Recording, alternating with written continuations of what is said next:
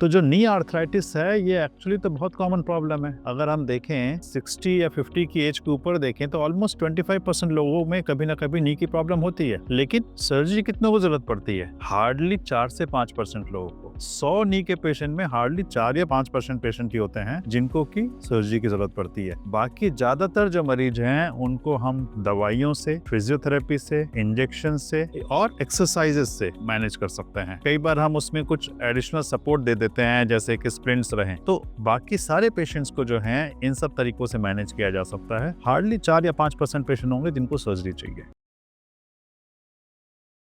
लोग पूछते हैं कि सर्जरी जो नी रिप्लेसमेंट सर्जरी है उसमें इम्प्लांट किस प्रकार के होते हैं और उसका रिजल्ट पे क्या फर्क पड़ता है। बहुत ही इंपॉर्टेंट सवाल है, क्योंकि ये जो इम्प्लांट यूज किए जाते हैं इसकी ड्यूरेबिलिटी अच्छी होनी बहुत जरूरी है, क्योंकि यही इम्प्लांट आपको जिंदगी भर आपका साथ देने वाले हैं। तो इसीलिए इन इम्प्लांट्स में क्वालिटी को देखना बहुत जरूरी होता है। पहले सिर्फ इम्पोर्टेड इम्प्लांट आते थे, लेकिन आजकल जो इंडियन इम्प्लांट्स भी आते हैं वो इम्पोर्टेड से किसी भी हालत में कम नहीं होते हैं, बल्कि इंडियन इम्प्लांट्स आजकल एक्सपोर्ट होते हैं। अगर इम्प्लांट का सबसे पहले आपको ये देखना चाहिए कि इसका ट्रैक रिकॉर्ड कितना अच्छा है, कितने समय से ये इम्प्लांट यूज किया जा रहा है और इसकी लाइफ कैसी चल रही है। That is the best criteria. उससे आपको पता चल जाता है कि हाँ, ये इम्प्लांट जो है ड्यूरेबल इम्प्लांट है और इसके फंक्शनल रिजल्ट्स अच्छे हैं। तो हम भी जो इम्प्लांट यूज करते हैं, जो बेस्ट इम्प्लांट यूज करते हैं, ज्यादातर आजकल हम कोटेड इम्प्लांट यूज करते हैं जिसके ऊपर एक टाइटेनियम की कोटिंग होती है। साधारण भाषा में लोग उसको गोल्डनी भी बोलते हैं। और ये इम्प्लांट जो है मेटल एलर्जी वाले पेशेंट्स में बहुत अच्छा काम करता है, और साथ ही साथ बिकॉज इसकी स्टिफनेस बढ़ जाती है तो इसमें इसकी लाइफ भी ज्यादा होने के चांसेस होते हैं।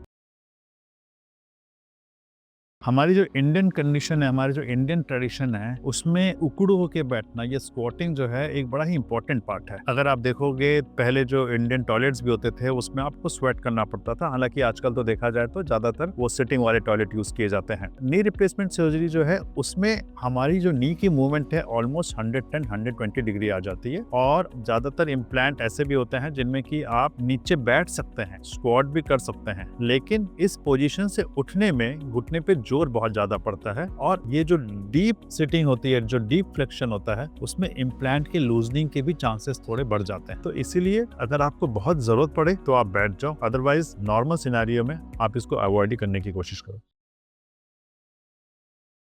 नी रिप्लेसमेंट सर्जरी के बाद हमें चलने के लिए थोड़े सपोर्ट की जरूरत पड़ती है। क्यों? क्योंकि जॉइंट तो तुरंत रिप्लेस हो गया है, लेकिन जो मसल में जो कट लगा है उससे मसल जो वीक हुई है, ये मसल की वीकनेस इंप्रूव होने में समय लगता है। अब किसको कितने समय तक सपोर्ट की जरूरत पड़ेगी वो डिपेंड करता है उसकी मसल कितनी स्ट्रॉन्ग है और कितनी जल्दी रिकवर कर रही है। तो यूजुअली हमने पाया है कि मेल्स जो हैं वो 2 हफ्ते में विदाउट सपोर्ट चलना शुरू कर देते हैं, and females they usually take 3 to 4 weeks. This is I am talking of an average. कुछ पेशेंट्स ऐसे होते हैं जो 10 दिन में विदाउट सपोर्ट चलना शुरू कर देते हैं, और कुछ होते हैं जो बहुत ही लेट सर्जरी करा रहे हैं, जिनकी मसल्स बहुत वीक हो गई हैं, उनमें कई बार 4 से 6 हफ्ते तक लग जाते हैं।